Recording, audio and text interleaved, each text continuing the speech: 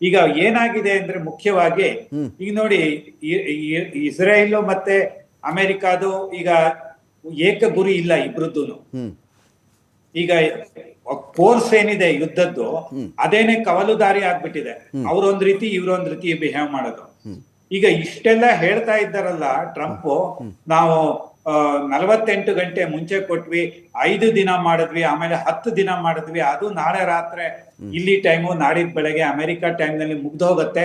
ತದನಂತರ ನಾವು ಹೇಳಿದ ಮಾತನ್ನ ಕೇಳದೇ ಇದ್ರೆ ಸಂಪೂರ್ಣ ದೇಶವನ್ನ ವಿನಾಶ ಮಾಡ್ತೀವಿ, ಹ್ಮ್ ಹಾರ್ಮುಜ್ ಅನ್ನು ಸಂಪೂರ್ಣವಾಗಿ ನಾವು ತಗೊಳ್ತೀವಿ ಹ್ಮ್ ಅಂತ ಏನು ಒಂದು ಬೆದರಿಕೆ ಒಡ್ಡಿದ್ದಾರೆ. ಹ್ಮ್ ಇದು ಇರಾನ್ ಒಪ್ಕೊಳ್ಳೋದಿಲ್ಲ.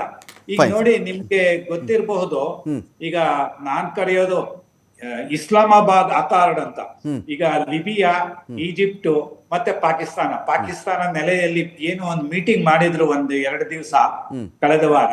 ಹ್ಮ್ ಆ ವಿಟ್ಕಾಫ್ ಕೂಡ ಹೋಗಿದ್ರು ಅಮೆರಿಕ ಕಡೆಯಿಂದ. ಹ್ಮ್ ಅಲ್ಲಿ ಏನಾಗಿದೆ ಅಂದ್ರೆ, ಅವರು ತಮ್ಮ ಪ್ರಪೋಸಲ್ ಡ್ರಾಫ್ಟ್ ನ ಸಬ್ಮಿಟ್ ಮಾಡಿದ್ದಾರೆ ನಿನ್ನೆ ಮಧ್ಯರಾತ್ರಿ ಹ್ಮ್ ಇಂಡಿಯಾ ಟೈಮ್ ನಲ್ಲಿ. ಹ್ಮ್ ಇರಾನಿನ ಫಾರಿನ್ ಮಿನಿಸ್ಟರ್ಗೂ ಸಬ್ಮಿಟ್ ಮಾಡಿದ್ದಾರೆ, ಮತ್ತೆ ಅಮೆರಿಕನ್ ಪ್ರೆಸಿಡೆನ್ಷಿಯಲ್ ಆಫೀಸ್ಗೂ ಸಬ್ಮಿಟ್ ಮಾಡಿದ್ದಾರೆ.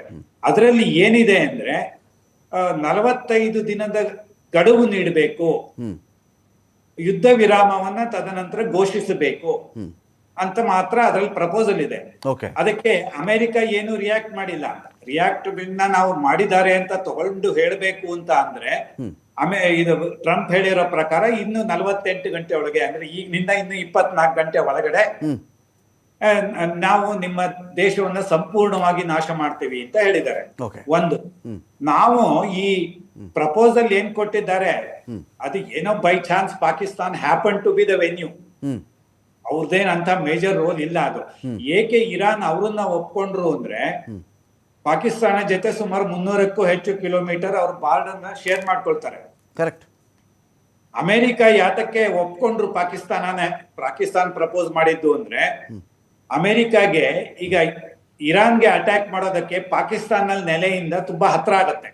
ಹ್ಮ್ ಹ್ಮ್ ಹಾಗಾಗಿ ಪಾಕಿಸ್ತಾನ ಈ ರೋಲ್ ನಾವು ಪಾಕಿಸ್ತಾನಕ್ಕೆ ಕೊಟ್ರೆ ಏನೇನೇ ಬರ್ಲಿ, ನಮಗೆ ಮುಂದ್ ಪಾಕಿಸ್ತಾನ್ ಬೇಸ್ ಅನ್ನು ಉಪಯೋಗ ಮಾಡ್ಕೊಂಡು ಇರಾನ್ಗೆ ಅಟ್ಯಾಕ್ ಮಾಡೋದಕ್ಕೆ ಸುಲಭ ಆಗತ್ತೆ. ಪಾಕಿಸ್ತಾನನ ನಾವು ಬಲವಂತ ಮಾಡ್ಬೋದು, ಒತ್ತಡ ಮಾಡ್ಬೋದು, ನಾವೇ ಬಲವಂತವಾಗಿ ಹೋಗ್ಬಹುದು ಓಕೆ ಅನ್ನೋ ಒಂದು ಧೈರ್ಯದ ಮೇಲೆ ಪ್ರಪೋಸ್ ಮಾಡಿದ್ರು.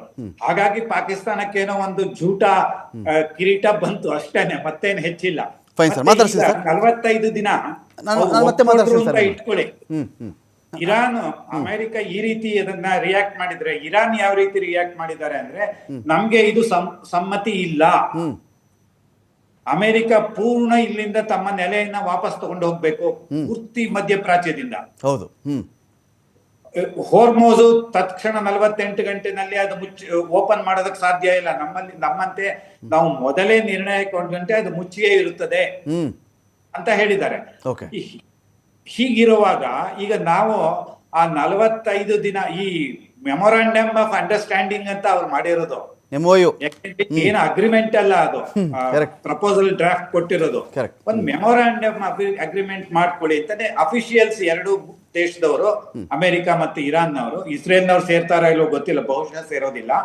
ಇದು ಏನಾಗತ್ತೆ ಅಂದ್ರೆ, ಈ 45 ದಿನ ಇರುವಾಗ ಆ 45 ದಿನಗಳಿಗೆ ಒಂದು ವಾತಾವರಣ ಸೃಷ್ಟಿ ಮಾಡ್ಬೇಕು. ಯಾವ ವಾತಾವರಣ? ಸರ್ ಮಾತಾಡ್ತೀನಿ ಸರ್. ಪ್ರಭಾಕರ್ ಮಾತಾಡ್ತೀನಿ, ನಿಮ್ಮನ್ನ ಮಾತಾಡ್ತೀನಿ.